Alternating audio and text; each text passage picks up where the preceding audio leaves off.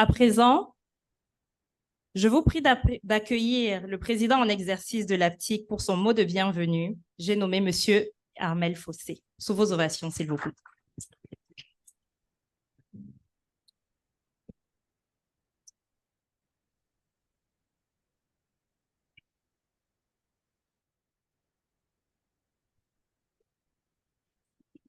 Chers collègues, chers aînés, chers parrains, chers invités,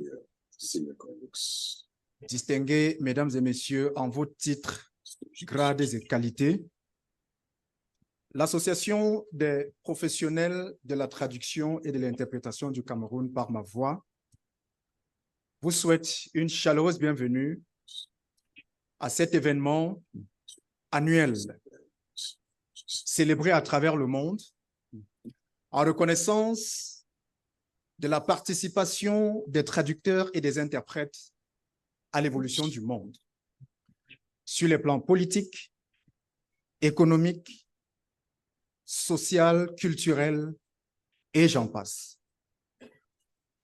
Le Cameroun, plus que tout autre pays au monde, célèbre cet événement avec faste, au regard du caractère multilingual, multiculturel de notre pays qui est présenté comme une mosaïque. Et sur cette mosaïque de près de 265 langues, viennent se greffer deux langues officielles que sont le français et l'anglais. Dans le paysage de la traduction dans le monde entier, le Cameroun figure parmi les têtes de proue. En effet, l'histoire de la traduction et de l'interprétation dans notre pays remonte aux indépendances, et même avant.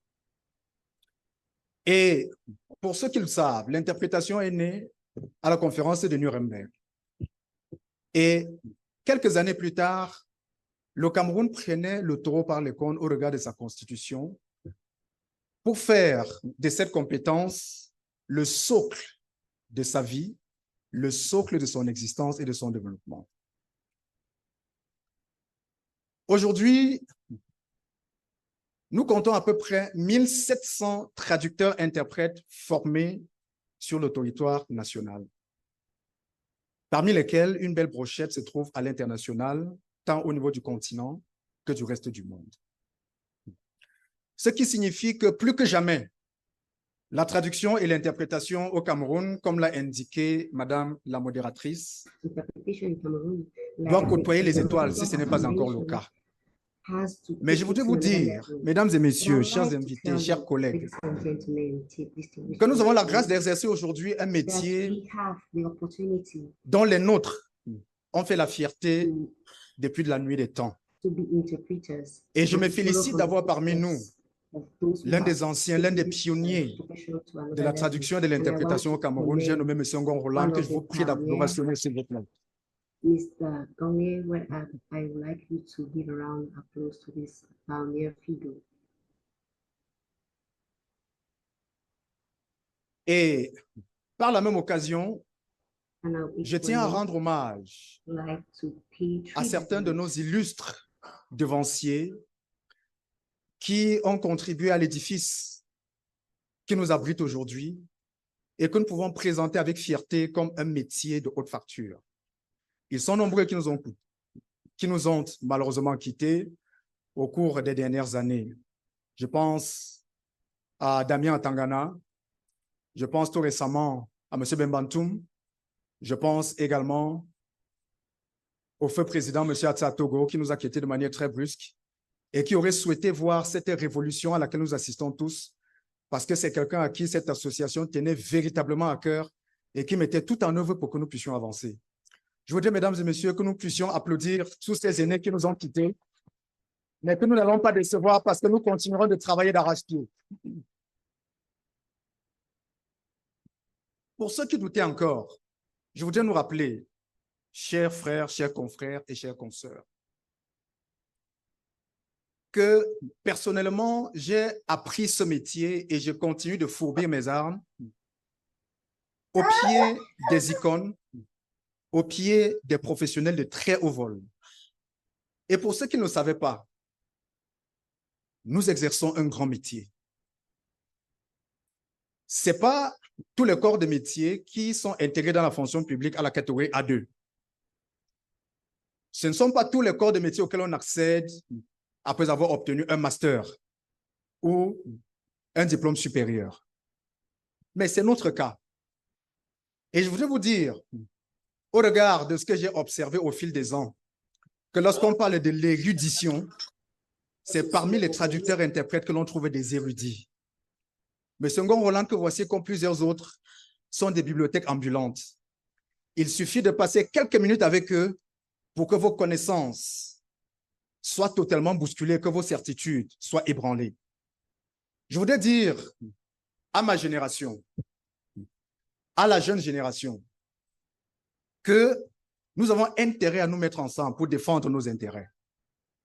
Nous avons intérêt à nous réunir pour faire valoir notre profession, qui est tout à fait grande et puissante, mais se vit plutôt sous les projecteurs, je veux dire derrière les rideaux. Il est temps pour nous de nous mettre un peu sous les projecteurs.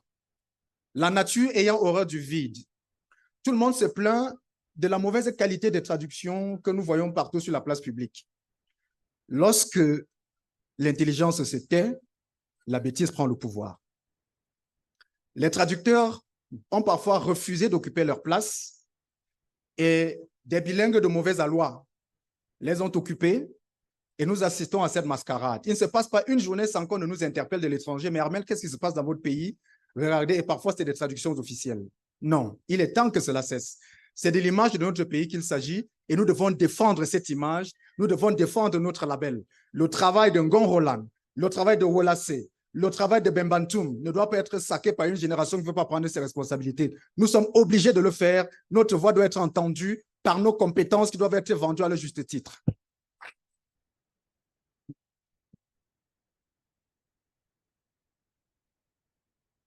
Le nouveau bureau, par ma voix, a défini un projet articulé autour de 8 points que nous avons disséminés à grande échelle. Je ne vais pas y revenir dans les détails. Nous disons simplement, nous voulons avoir une association forte qui réunit au moins la moitié des professionnels effectivement formés. Certains se sont plaints du montant des frais d'adhésion qui était élevé. La première mesure que mon bureau a prise, c'était de réduire de moitié les droits d'adhésion, n'est-ce pas, qui sont passés de 100 000 à 50 000 francs CFA et que les membres pourront payer en plusieurs tranches. Le deuxième axe de notre vision porte sur la mobilisation. Nous avons dit « number is power ». Une association n'est forte que lorsqu'elle a des membres. Et nous voulons être une association forte, raison pour laquelle nous ne voulons laisser personne à la traîne. Notre deuxième vision, c'est « leave no one behind ». Nous allons chercher les professionnels au berceau depuis la fin de leurs études à l'école. Nous allons leur parler de l'association, nous allons leur parler du métier. Nous allons créer un pont entre la formation et l'exercice. Beaucoup se sont plaints du mentorat, beaucoup se sont plaints de l'abandon. Ça ne se passera plus ainsi. Des passerelles seront créées pour que chacun éprouve un sentiment d'appartenance à une corporation où chacun peut tirer son épingle du jeu.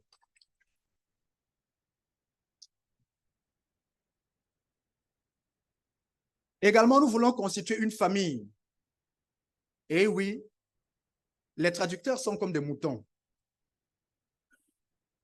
Les moutons vivent en bande. En mode, il y a ce qu'on appelle le réflexe moutonnier. C'est-à-dire quoi? Lorsqu'un mouton traverse la route, s'ils sont 100, les 99 autres ne regarderont pas s'il y a une voiture qui arrive, ils vont tous traverser. Nous voulons avancer ensemble. Nous voulons que chaque traducteur, chaque interprète, chaque expert linguiste ou terminologue se sente membre d'une famille. Pour ceux qui ont pensé que l'APTIC était un club d'élite, non. L'APTIC, c'est une famille africaine au sens propre du terme. De toutes les façons, c'est la vision qu'elle se donne.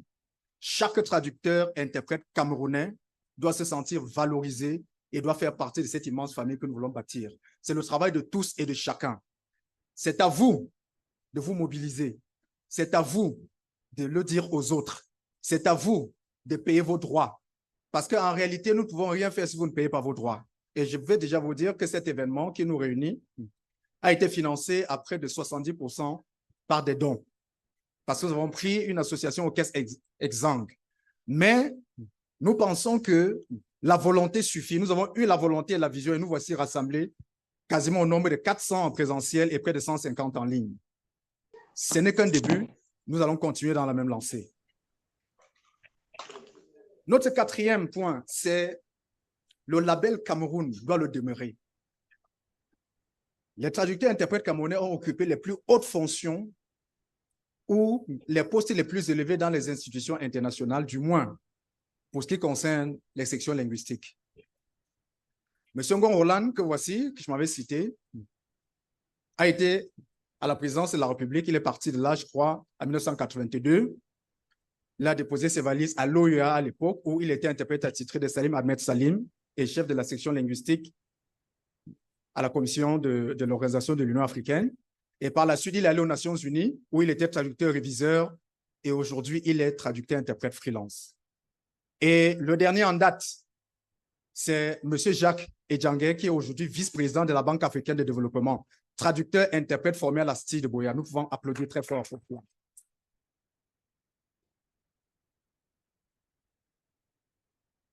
Lorsqu'on parle du Cameroun, au-delà du football, dans les instances internationales, on pense aux interprètes et aux traducteurs. Nous devons continuer dans la même lancée.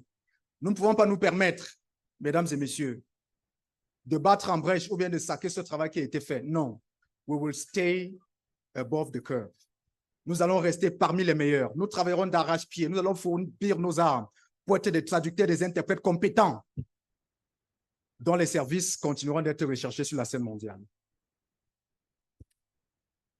Le cinquième point, c'est un respect. Je l'ai souvent dit lorsque je fréquente les salles de classe dans les écoles de traduction et d'interprétation parce que j'enseigne l'interprétation de conférences. Un traducteur, ce n'est pas un raseur de mur. Un traducteur, c'est un expert. Et écoutez, personne ne fera votre publicité, personne ne parlera de vous. C'est à vous de dire aux gens qui vous êtes. C'est à vous de gagner le respect des autres. Humblement, à mon modeste niveau, j'impose le respect d'un traducteur et d'un interprète devant toute organisation, quelle qu'elle soit, parce que je connais ma valeur. Écoutez, il ne s'agit pas pour nous d'être chauvins, non. Vous savez, il est parfois difficile de faire la différence entre l'humilité et la confiance en soi. Si vous êtes extrêmement humble, on vous marche dessus. Si vous avez un excès de confiance, vous allez heurter le mur parce que nul n'est parfait. Il faut un savant dosage des deux et c'est ce que nous devons faire. Il faudrait qu'on ne vous appelle plus jamais pour vous proposer une page de traduction à 500 francs. Ou alors pour vous faire travailler dans une conférence à 50 000 francs la journée. Ne l'acceptez jamais. Le respect passe par là. Je le dis de façon solennelle. À l'occasion, nous célébrons les traducteurs et interprètes à travers le monde. Si vous connaissez votre valeur, vous saurez ce que vous devez faire. Et croyez-moi, la valeur est adossée d'abord sur la compétence. Si vous n'êtes pas compétent, c'est normal qu'on vous prenne moins cher pour être prosaïque. Mais si vous êtes compétent et vous le savez, vous saurez gagner du respect dans ce que vous faites. Et c'est ce que nous allons promouvoir au sein de notre association. Nous voulons des jeunes hommes, des jeunes femmes. Nous voulons des anciens qui savent qui ils sont, qui savent ce qu'ils portent. Vous savez, il nous est souvent reproché d'être réactifs. Tout le temps, on réagit. Et vous allez constater, pour ceux qui sont dans notre groupe WhatsApp, que je ne réagis jamais à ces mauvaises traductions que l'on vient filmer partout et on met dans le forum. Ça ne m'intéresse vraiment pas parce que ça ne va rien changer. Nous devons plutôt prendre position pour qu'on nous entende, pour que ça cesse. Si c'est seulement tout le monde a des larmes dans les yeux. Mais je refuse de faire couler les miennes. Parce que je pense que je suis compétent et nous devons être compétents et nous devons gagner du respect. Quand vous allez sortir d'ici, mesdames et messieurs, vous devez savoir que vous êtes une race recherchée. Il y a des pays où on vous cherche de jour comme de nuit. Et l'abondance chez nous ne doit pas nuire. L'abondance doit nous rendre conscients de ce que nous sommes et de ce que nous pouvons apporter pour l'évolution de notre pays et du reste du monde. Nous voulons promouvoir l'excellence. Dans notre métier, quand vous êtes bon, vous n'avez pas besoin de parrain. Votre compétence est votre parrain ultime. Si vous êtes excellent traducteur, vous aurez du travail. Si vous êtes bon interprète, vous aurez du boulot. Mais si vous êtes médiocre, allez sur Facebook, créez tout ce que vous voulez, vendez-vous comme vous voulez. La première personne qui va vous acheter va vous renvoyer. Donc, nous devons le savoir, même pour vous qui êtes encore à l'école, et je lance ce vibrant appel également en direction des écoles de formation parce que la qualité a piqué du nez. Il y a des jeunes collègues qui sortent des écoles, quand ils vous produisent une traduction, vous avez mal aux yeux, vous vous demandez ce qui se passe. Non, nous parlons de l'intelligence artificielle. Je ne vais pas y revenir parce qu'il y a des experts qui sont là, qui vous en parleront. Développez vos compétences. Ce n'est qu'à ce titre que nous serons excellents. Et puis, nous voulons mener quand même des actions d'éclat. Nous avons dit, let them see us. La politique de la chaise vide, c'est une mauvaise politique. Et lorsqu'on dit qu'on doit nous voir, cela ne veut pas dire qu'on doit forcément mener des actions qui heurtent des sensibilités. Non, ce n'est pas ça notre appel. Nous devons plutôt simplement vendre ce que nous sommes, dire qui nous sommes et faire ce que nous savons faire de façon correcte. Voilà la meilleure manière de gagner en visibilité. Donc, mesdames et messieurs, bienvenue à la grande fête de la traduction et de l'interprétation. Bienvenue à cette saga célébrée à travers le monde. Le nouveau bureau qui m'accompagne et que je m'en vais vous présenter veut se donner tous les moyens en recherchant même ceux qui n'existent pas, parce que nous avons à cœur le souci de vous servir. Nous voulons apporter notre modeste pierre à l'édifice et nous voulons nous appuyer sur ce que nos devanciers nous ont laissé. Les fils doivent aller plus loin que les parents, c'est une règle. Et nous voulons aller plus loin que ceux qui nous ont dévancés. Donc, un nouvel exécutif a été élu à la tête de l'association voici quasiment 2 semaines. Et le bureau est ici et je m'en vais vous les présenter. Moi-même, je suis votre humble serviteur, Amel Fabrice Fossé, président de l'APTIC.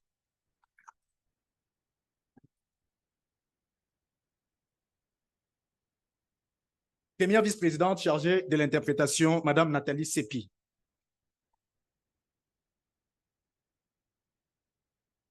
Deuxième vice-président chargé de la traduction, Monsieur Ondobo Thomas. Secrétaire général, Monsieur Emmanuel Eban. When they happen to have the opportunity to earn money at their jobs. Secrétaire général adjoint, Monsieur Messina Virgile. Secrétaire à la communication, Monsieur Joël Lamba.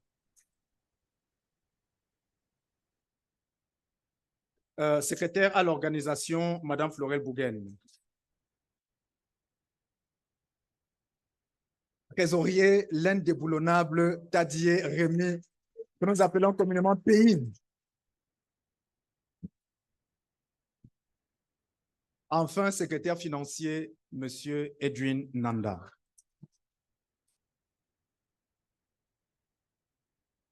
Donc, mesdames et messieurs, voilà présenté le bureau qui présidera aux destinées de notre association pour les 2 prochaines années et qui se chargera de l'exécution de la feuille de route que je viens de vous décliner. Au moment où j'achève mon propos, je vous remercie infiniment de votre aimable attention et je dis que la fête soit belle.